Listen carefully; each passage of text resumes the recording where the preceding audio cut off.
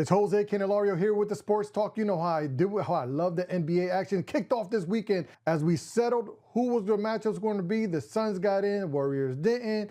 We already know the Trailblazers was going to get in. Orlando Magic got in, Charlotte didn't. There are some matchups here in the Eastern Conference that are just sleepers. We're just going to get through them. The first one is the Boston Celtics against the 76ers. The Celtics are just too much for the Sixers. I don't see the series going very long, very far. These are snoozer games. There is definitely a tier situation happening in the Eastern Conference where they're just good for teams, and then there's the rest of the teams, and I feel like the Celtics are that strong team coming into this game. They're going to take out the 76ers in 4 games. The Sixers don't have enough. And Joel Embiid, inconsistency again, is a killer for the 76ers.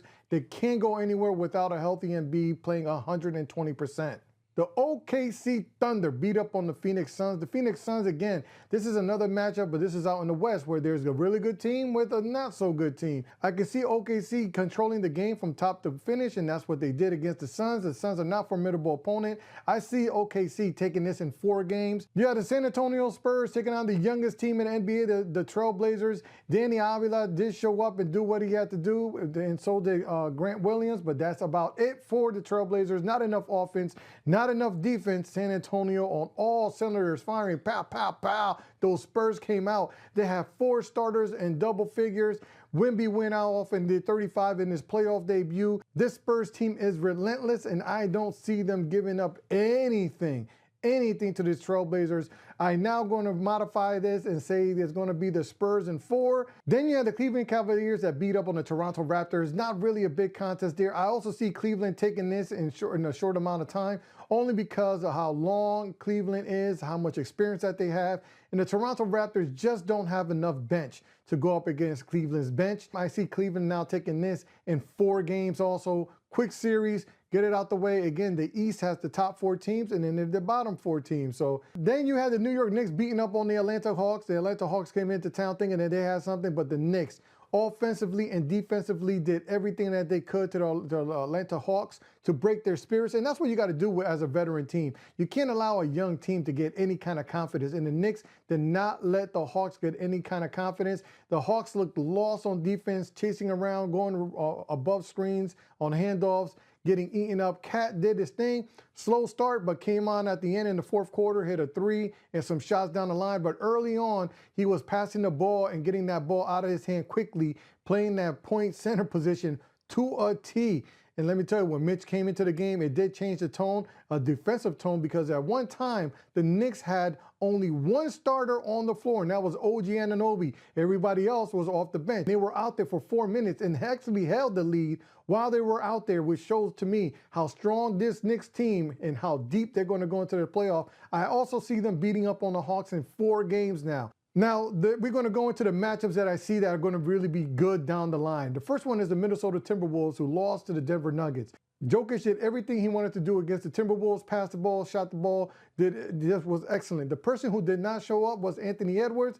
Anthony Edwards did not show up to the game, did not shoot well, and he is needed. His 3-point shot needs to sink in. He needs to score consistently in order for the T-Wolves to come anywhere close to beating the Denver Nuggets. Now, the amount of energy that the Nuggets came out with, it was amazing. I see that happening again.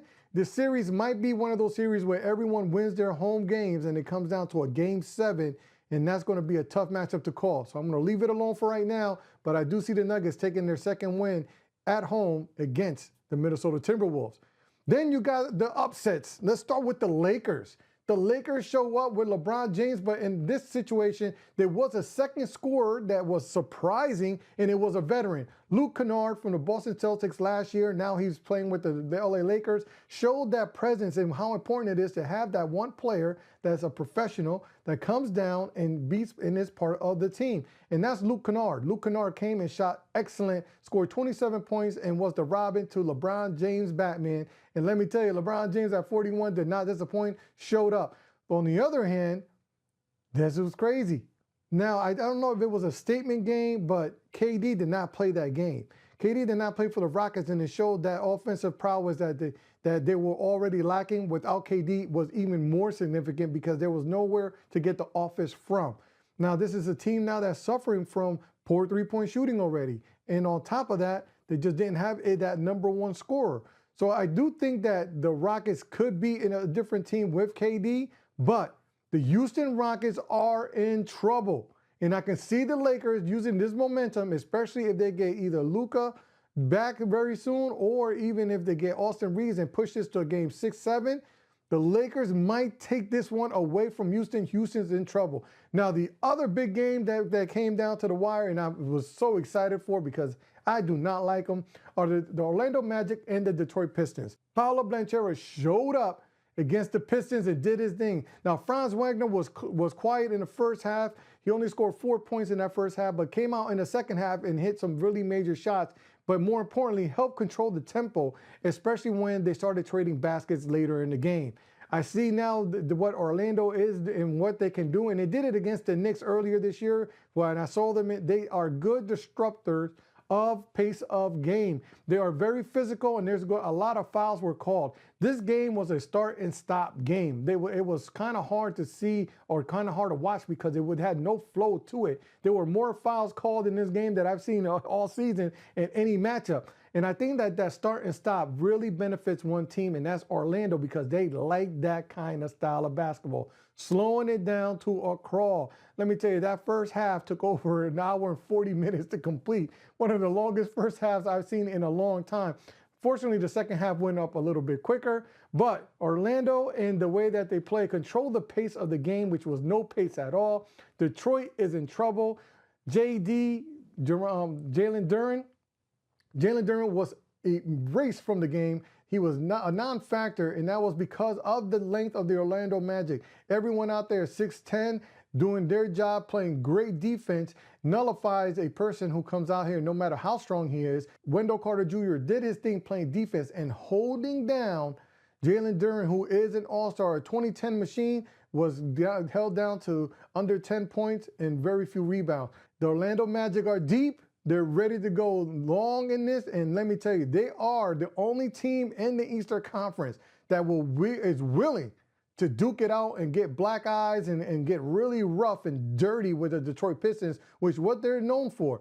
I see now the Orlando Magic in this future. My crystal ball is saying that they're going to win this in 6 games. Believe it or not, the Magic, the 8th seed, is going to upset the #1 seed. It's got to happen some years. This is the year that the Cinderella team might be the Orlando Magic, and just the way that they grind it out.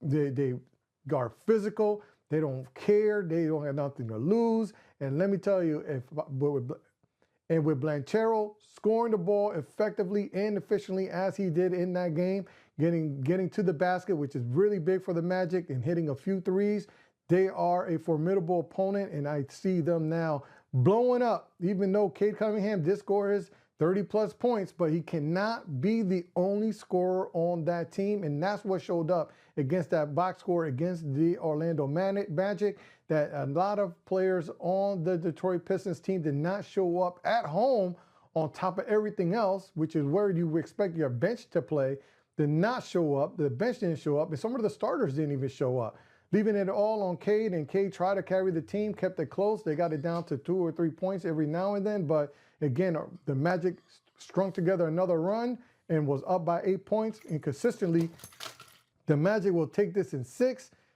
and they are looking really, really good. So kudos to the Magic. Tonight's matchups. For tonight's matchups, it's pretty simple. You got the Cleveland Cavaliers taking out Toronto Raptors. Again, I told you that the Cleveland Cavaliers are going to take this in 4. So I see Cleveland Cavaliers, again, doing their thing, wiping them out. The Knicks will take down the Hawks yet again.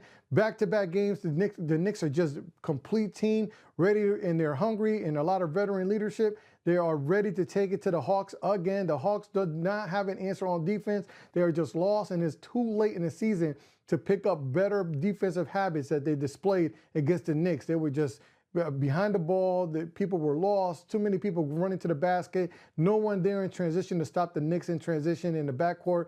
Just in an incohesive defensive team, the Hawks are.